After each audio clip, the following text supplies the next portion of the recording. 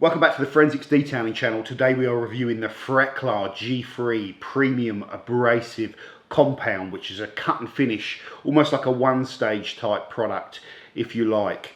At half the price of most of the other abrasives on the market, the question I want to answer in this video is how much performance can this product deliver you?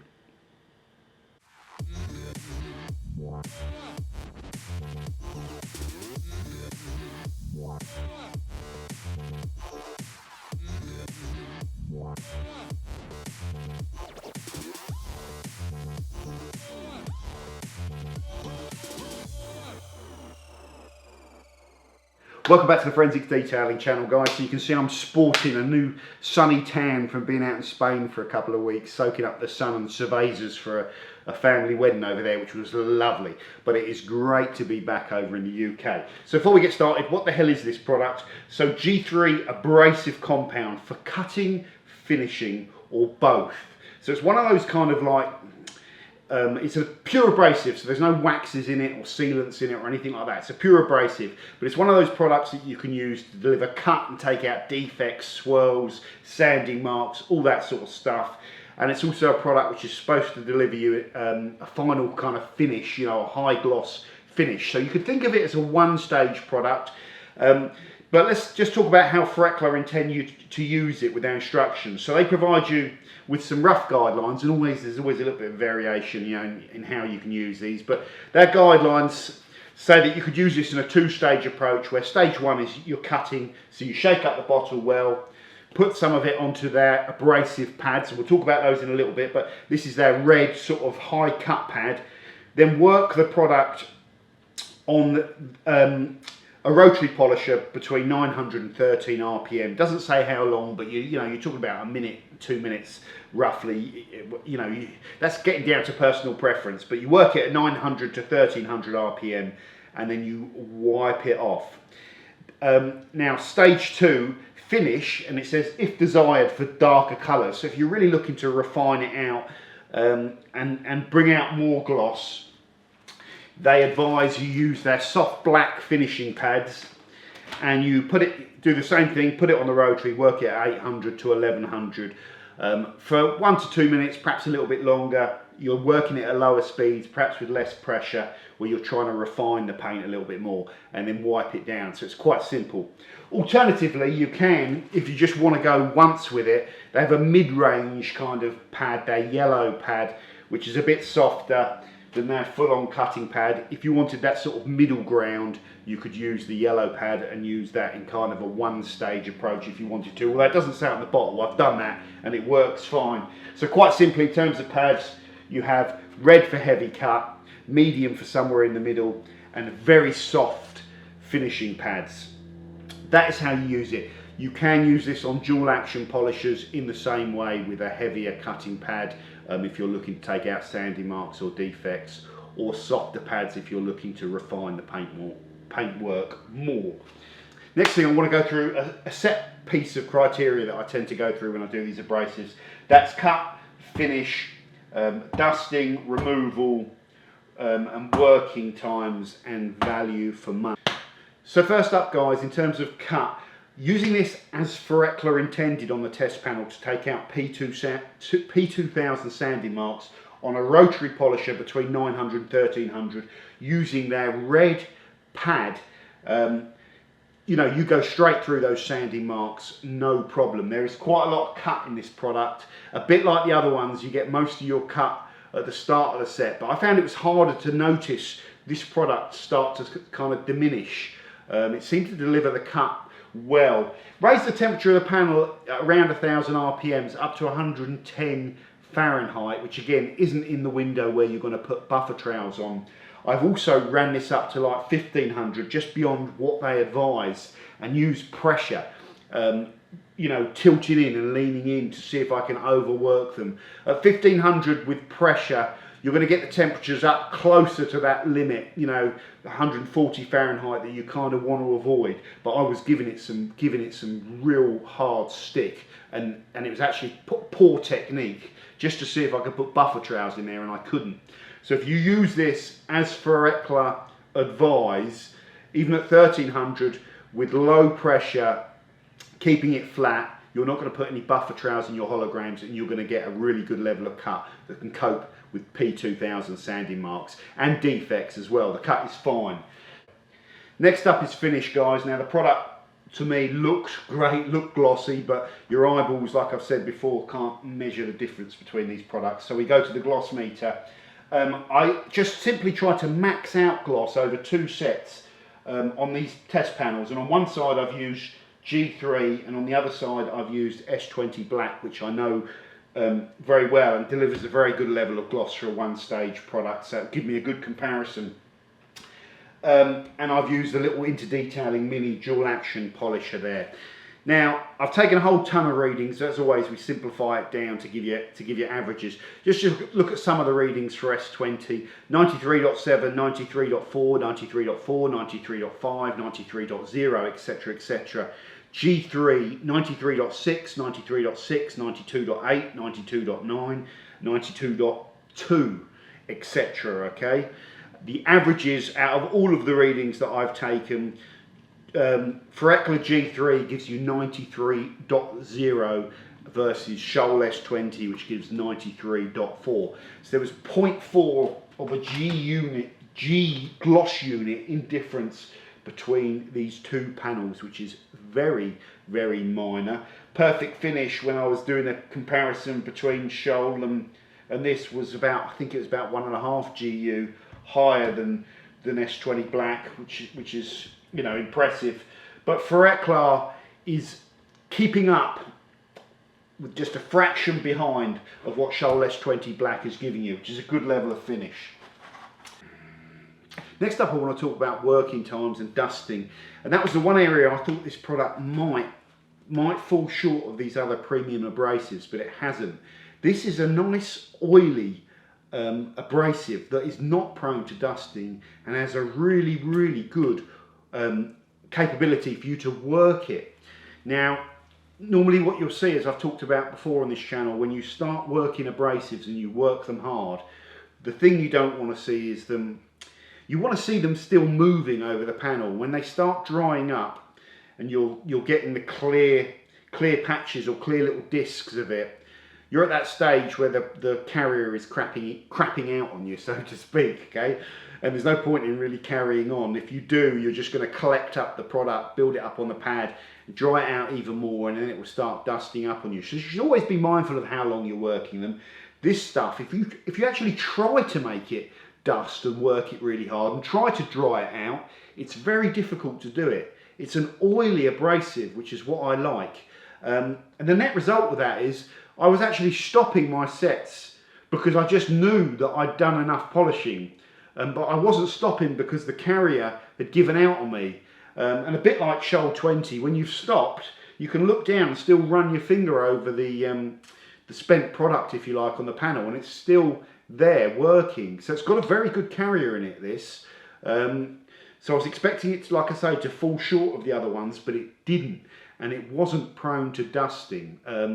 Now dusting, you know, on rotaries, there's an element of thought that if the product dusts, it's useless and it's poor, and you know, that can be true. You don't want a product that's prone to dusting, and some of the compounds out there can be a little bit more prone to dusting if you're working them hard on rotaries, but also how you manage them is important. If you're not, one of the things that's going to cause dusting the most, obviously, is kind of heat, overworking the product, but also not clearing out your pads after each kind of set, because that spent product builds up on the surface of the pad and dries out. And you know, if you're actually washing your pads out properly after each kind of go, then you're virtually going to eliminate dusting. But then adding water into the pad can also create other problems with kind of making mess and stuff like that. So everyone does it slightly differently. But anyway, we're talking about G3 Premium Abrasive here. Quite simply, guys, it's not prone to dusting. They claim that it's an improved formula for dusting, and for me, it seems to be very good on that front. The only thing I'm holding back on is that sometimes you really need to use them a lot to really form an accurate comparison and use them over an entire car. But from using it on the test set, it was on the test panel, sorry, it was very, very good on low dusting. and excellent on working times as well. So credit where credit's due. The final thing is removal. So another positive with this product is I can't bed it down and I can't dry it out. Like I said, even if I overwork the product or work it for perhaps an abnormal amount of time, it still just buffs off the panel straight away. It's nice and oily, but it's not thick. It's actually a little bit less thick than the Shoal S20 Black, and it buffs off the panel fine. Finally guys, value for money. This is where G3 Premium Abrasive is just going to smash the competition. You can pick this stuff up for 20 quid for a litre of abrasive. The market average is around 32 quid for a litre or a kilo of abrasive. Shoal S20 Black, I believe, is 33, 34, 35 pounds, something like that. Sonac's Perfect Finish is 44 quid for a litre. So this is well under half the price of Perfect Finish, and well under half or 50% of the price of the market average, and including Shoal S20 Black, a little bit more. So I can't stress that enough. Yeah, that makes sense to everyone watching, that the value for money of this product is huge. Now there is talk of kind of like a detailing scene tax, that if you have product X and it's made for the manufacturing industry or made for the body shop industry, it will cost X amount of money. Same product, if it's made for the detailing scene, will cost 2x or 3x. That can be a little bit true, you know. For a guy at home, it's less of a problem. I'm just kind of looking at what I like the most, and if the difference is a tenner and stuff, it doesn't matter because I'm not ploughing my way through it. But if you're ploughing your way through abrasives, even if this stuff, even if it was kind of poor quality abrasives, at a 20 quid price, you'd be tempted, wouldn't you? But the thing I want to get across in this video is that for 20 quid, the product is premium. You know, what does premium mean? Well, premium for me means that I can work it without dusting. It means that I can achieve the cut and the finish that I'd expect, and I can get it off the panels nice. That's where some of the really cheap products are nasty, especially around dusting and removal, and they can be too aggressive. So G3 is premium for me. What am I not getting what am I not getting for the money I save? Because there has to be something, there has to be a compromise, doesn't there?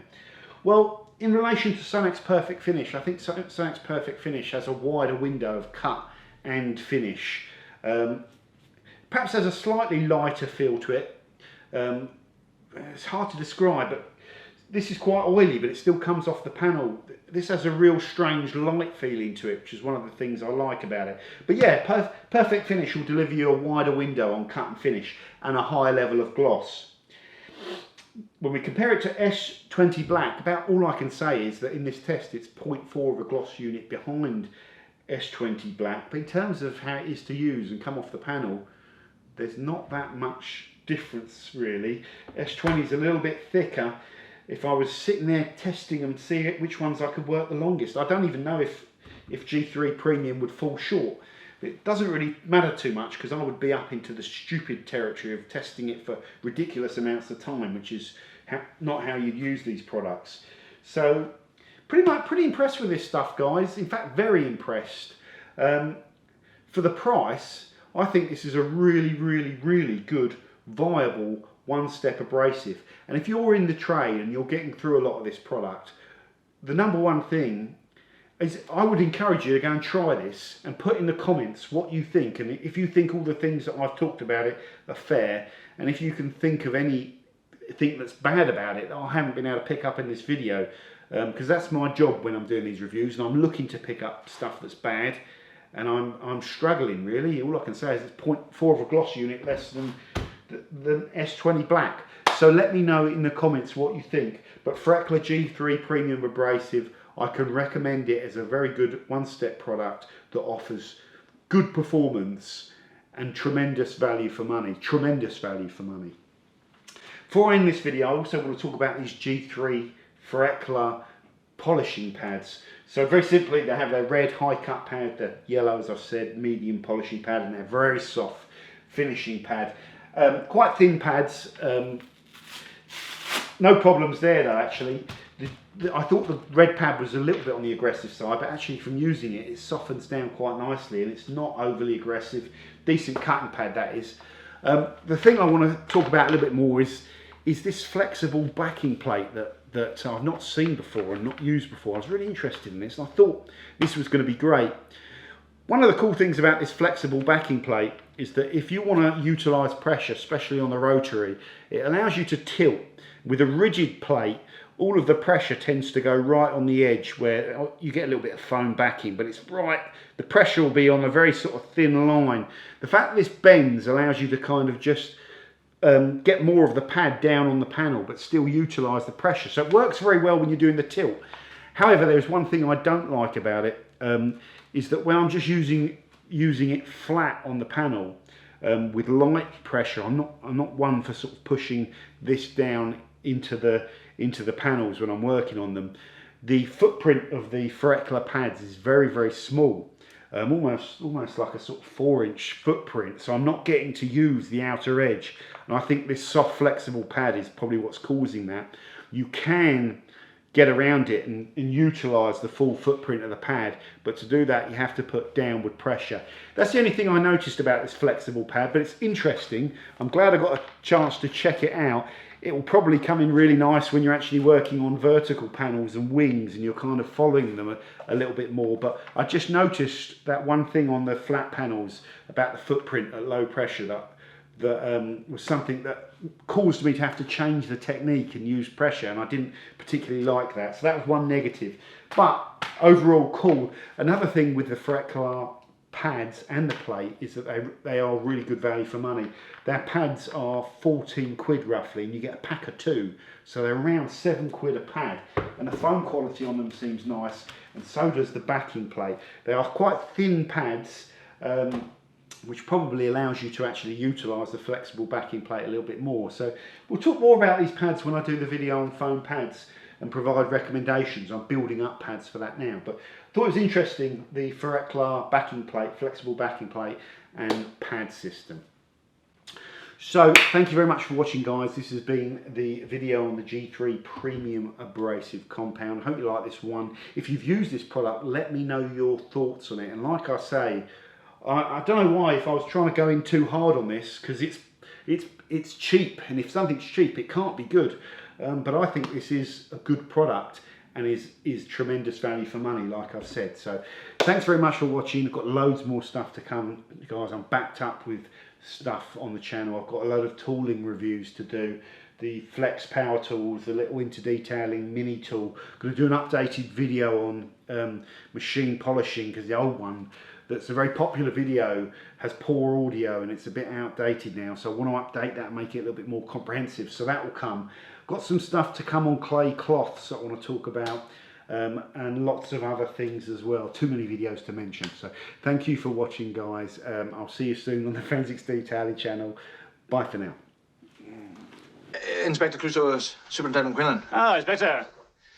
Superintendent.